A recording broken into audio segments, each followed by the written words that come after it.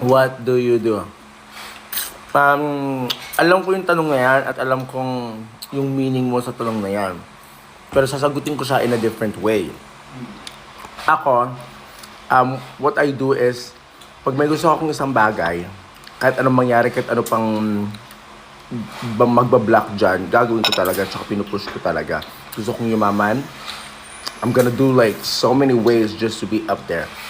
Pero kasi, or, kapag may gusto talaga ako, gagawin ko talaga lahat.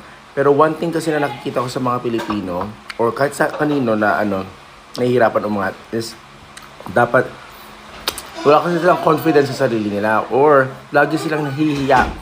Yung hiya na yan, yung magpapabagsak o magpapastay sa'yo sa kung saan ka man status ng buhay mo ngayon. Kasi kung nahihiya ka, wala ka talaga mararating.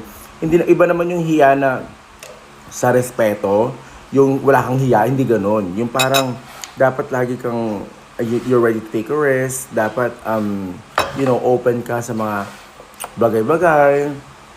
Kasi wala namang mayamang yung parang lumabas ka sa comfort zone. oo, lumabas ka sa comfort zone mo. Dapat you're out there taking a rest. Hindi yung nahihiya. Makipag-socialize ka, mahihiya ka. Hindi maganda yung ganun. In my thinking, in my opinion, yung kapag lagi mahihiya, hinihiya akong ganito, hinihiya akong ganito. Kaya mararating ang isang tao pag ganun. Yun lang masabi ko.